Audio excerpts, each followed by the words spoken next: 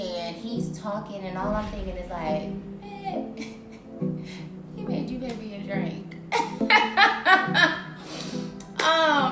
And all I knew was like, oh, I'm never gonna see him again, never, because I just was so embarrassed.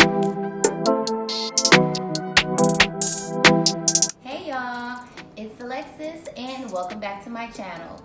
So today I wanted to get away from the vlogs because honestly, guys, there is nothing going on in Hanoi, okay?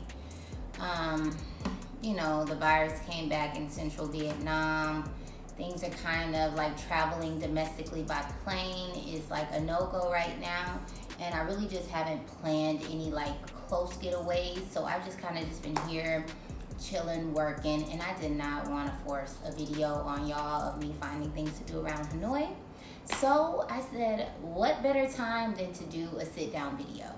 So there is a question that I always get in my DMs or whenever I'm on Instagram and I say, ask me a question. And that question is, what is it like dating in Vietnam, or what is it like dating abroad? And so I finally wanted to go ahead and answer that for you guys. But what I wanted to do is start off with a story time about one of the dates I went on here. And maybe that'll give you kind of an idea what it's like. But no, I'll answer it more in depth for everybody who wants to know for real. All right, here we go. Okay. Okay. I got my wine with me. It's after 6 o'clock, y'all. Let me go ahead and take a sip.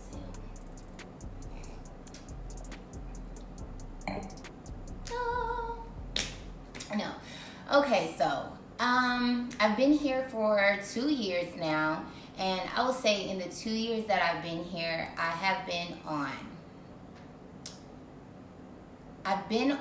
been out with 4 different guys on a couple of dates. 2 of those guys I only went out with one time. Another one we went out twice, and then another one we went out multiple times.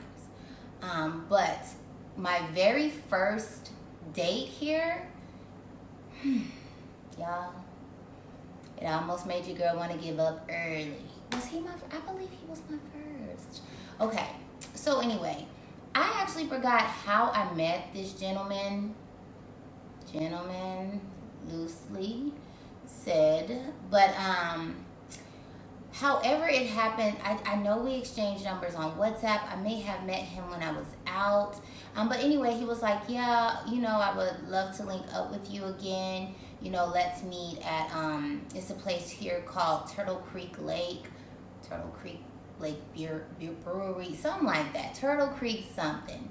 And I was like, okay. We did say like we would just discuss business, you know, just our lives in Vietnam. So I didn't think that it was like super serious because I do meet a lot of guys, and when I start talking about I'm in business or I find out they're entrepreneurs or anything like that, normally, you know, the conversation goes that way, or we'll talk about linking up and talking more business. And then a few of those times, those conversations have led to them trying to get to know me a little more.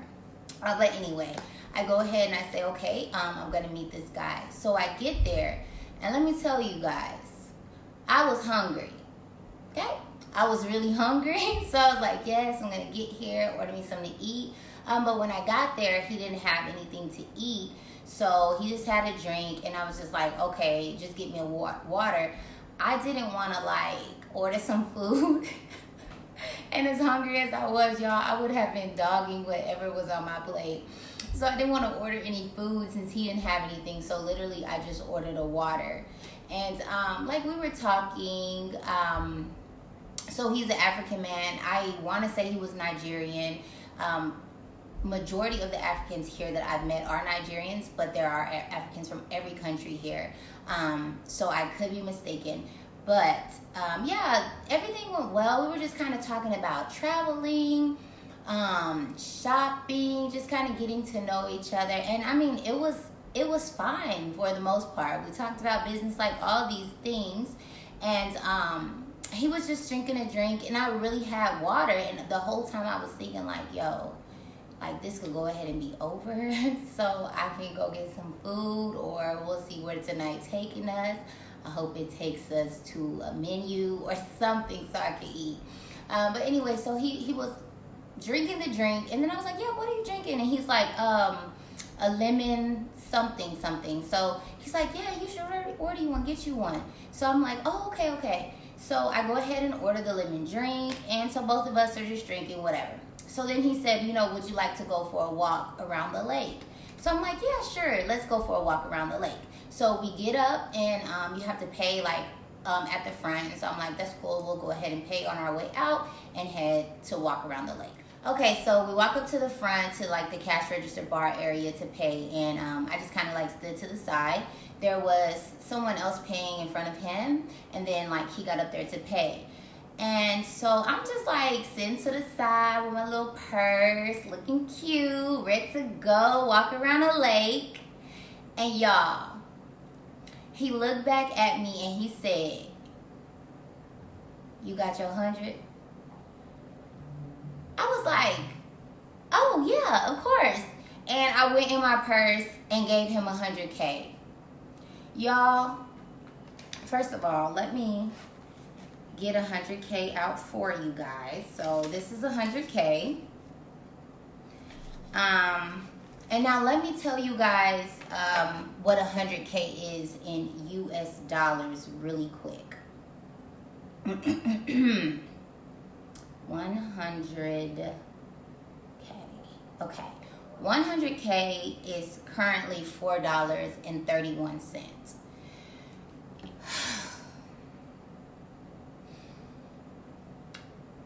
It just all went downhill right there, guys, in my mind, because I did not let anything show, but please believe I was really shocked and embarrassed. This is where the whole, I guess, internal monologue comes in for myself, me overthinking everything on the planet, all of those things. Y'all, I don't even know where to start. I guess because I'm a person who literally does everything for herself. When I'm out, if there are men around, if we're not in a dating environment or whatever, I never expect a man to pay for anything for me. There have been plenty of times in my life where I feel like I have made boyfriends too comfortable, or all of these things, just a lot, because I am so quick to grab my wallet to pay for things, and that's simply because I just never want a guy to think I need them. I'm learning a few things, and as someone told me, that's just showing a level of ego. I don't look at it as ego. I just look at it as that's just my way. So nobody got to think, oh, she's a gold digger, she needs me, she's not independent. I'm super overly independent to a fault. So at that moment, I just figured I was drinking water. I was drinking water. And he told me to get the drink. It was $4. It was a lot. Okay, it was a lot. It was so much to the point, y'all. I was so caught off guard, because I was like, girl, did you just look stupid standing over there you cute, he about to pay his 100K for you? Y'all, it was 100K. 100K is nothing over here. And mind you, while we were on the date, he had been talking about $80 shirts he bought from another country and all this. And I don't count people's pockets. But context, you can buy an $80 shirt, you can buy a $4 drink. That might just be me. Okay, so anyway, after I paid my 100K,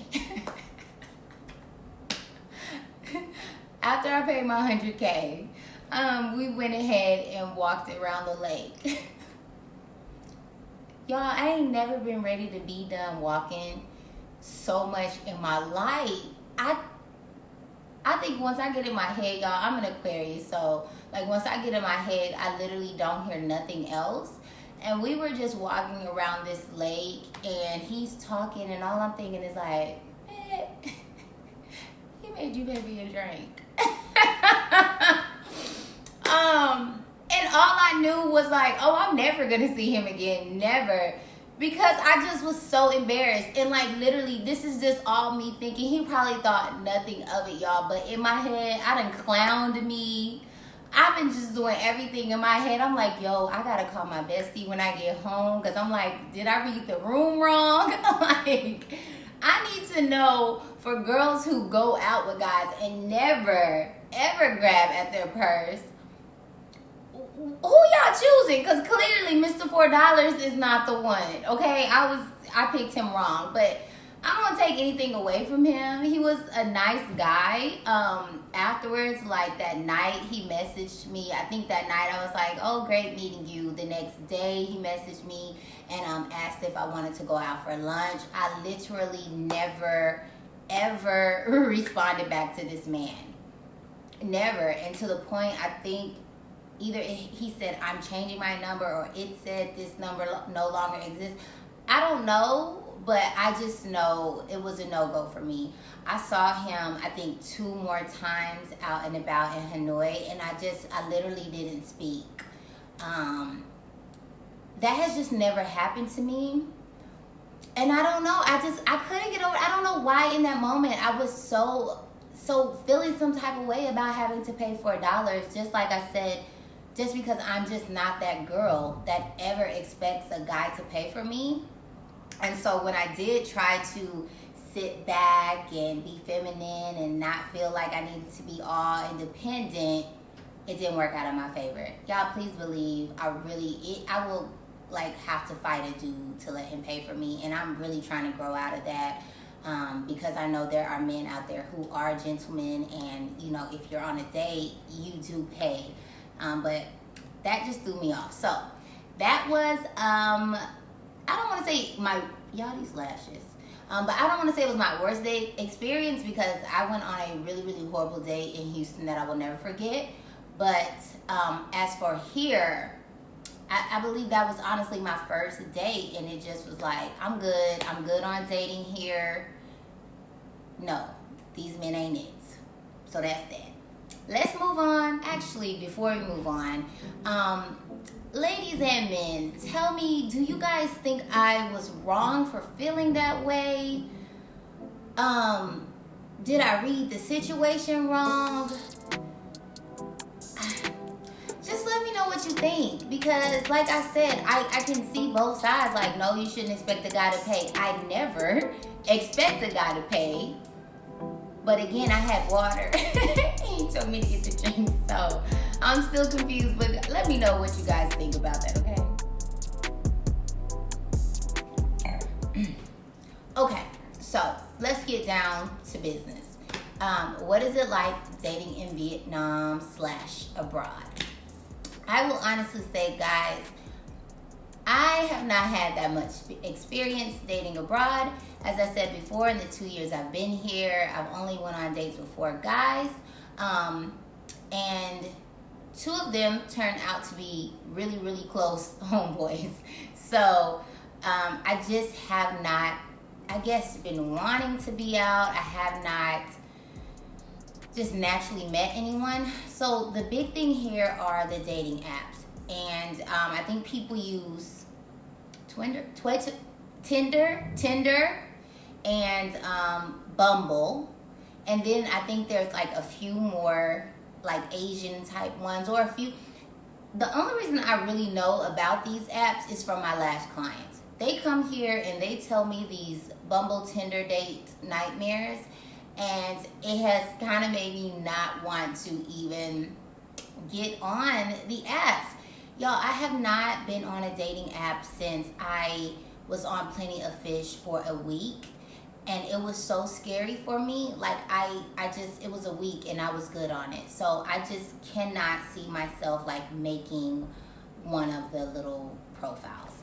But it seems to be that in this westernized foreigner area of Tahoe that I live in, everyone knows each other. This girl dated that guy, then he dated her friend or another girl that knows her. We have this woman group here called Hanoi Beautiful, and the women go in there talking about how some of the guys here absolutely suck.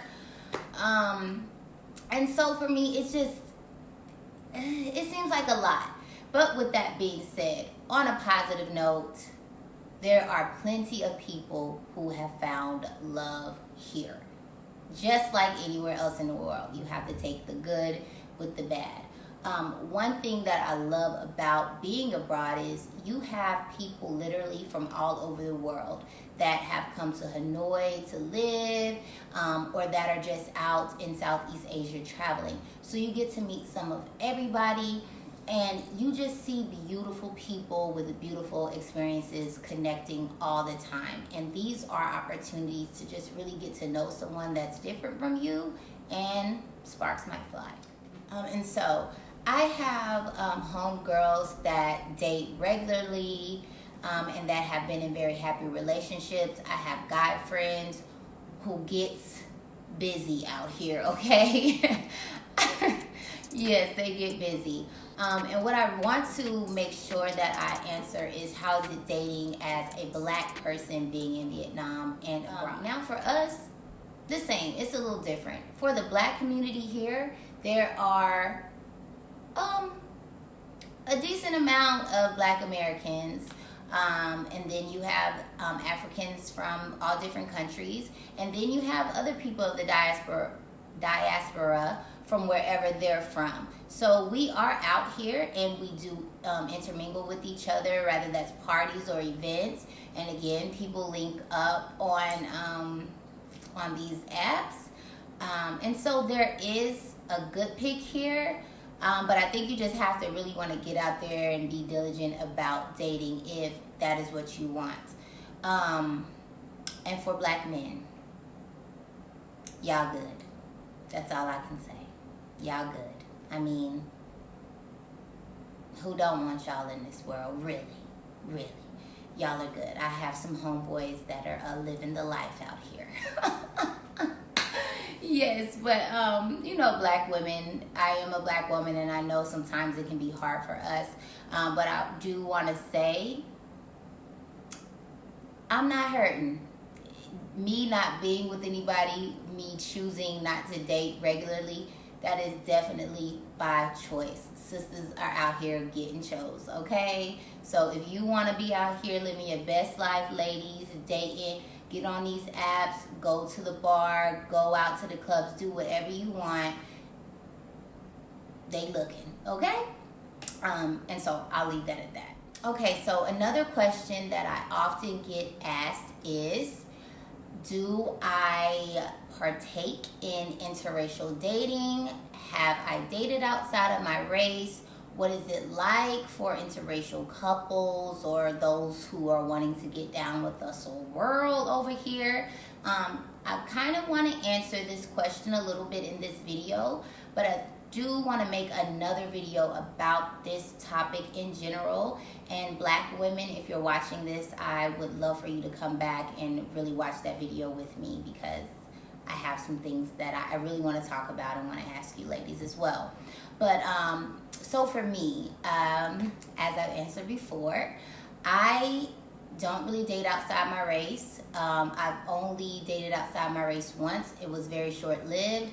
I tried it. I was not in a space in my life yet where I was comfortable enough to date someone that wasn't Black, but I did try it. And yeah, so that's that. Over here, I just want to say that, as I told you, Black women, don't feel like you will not have people looking at you, or people interested in you, or people thinking you are beautiful. They definitely do. I have got approached by men of all races, ethnicities, from every country you can think of. Rather, it's just wonderful, like genuine, good conversation. It might have started with just a nice, genuine compliment. And just again, like just really, really good conversation that may have went towards, okay, so I would like to talk to you again, and I kind of just never took it further. But there are plenty of interracial couples out here. Nobody bothers anyone. I would say the highest like interracial couples that I see are Of course, white men with Vietnamese women, or just Asian women, depending on where we are. And then I do see a good amount of black men with other women. And then here there are some black women that date outside their race as well. So I would say for anybody, please don't think that just because you're not around what you're used to, or you're just around people that are from everywhere, that people are not just genuinely interested in just good people and connecting with good people, because it's a lot of that going on here. Just a lot of people connecting and just having a great time with each other. And so just to answer the question, no, I have not, but I am really trying to change my thinking on that subject. And like I said, I'll make another video about that. Okay, and so the last thing that I wanted to end with is just dating abroad in general. So when I travel, of course, 95% of the time I am solo. I stay in anywhere between hotels, Airbnbs, and hostels. I have met other solo travelers. I have met solo travelers who started their trip alone, and who have met someone along the way. And I have met couples who tell me these stories of they met so many years ago in this country and they've been together since. And those are the stories, guys, I love so much. I actually met a couple here that were getting ready to move to Costa Rica. And I believe they said they either met in Thailand or they met here. They were both solo travelers and teachers. And they just kind of linked up for travel and fell in love. And they were going to start their life over in Costa Rica. And so you see those stories a lot of times. I just think if you are a person that you, of course, want to move over here or just travel alone and do that journey for yourself, but you are open to meeting someone, you are open to dating, the possibilities are endless. There are a lot of people over here. Everyone in the world is looking for somebody. And so don't feel like you just cannot date. You will be just fine dating over here. Okay, so I think I kind of covered everything. Honestly, guys, it's not that much to it. Just get out here, be yourself, put some nice dresses on, put your nice fit on, go out, mingle, and I'm sure you will find someone. I'm not missing out on anything, trust me. If I want to go out, I've had wonderful times with guys. It's just has not turned into anything serious. But I can honestly tell you, in 2 years, I haven't felt lonely. I really feel okay here. I have not been made to feel like I'm not desirable in any way. So, yeah, that's pretty much it. If anything, I think this is the perfect place to just get out here and try something new. Let your freak flag fly. Date whoever you want to date, do whatever you want to do, and then find you somebody nice that just has the same thoughts as you, who wants to do the same things. Find you a travel buddy over here, and who knows, love just might get struck, and you might find your life partner over here, guys. It is definitely possible. So I'm not going to drag this one out. I hope I've answered all your questions about dating abroad and dating in Vietnam. If you guys have any questions about travel, about expat life, please ask me in the comments and I'll try to get those videos out to you as well. If you have any other questions about dating, you can ask me those as well. So I've enjoyed making this video for you guys, and I'll see you on the next one. Bye.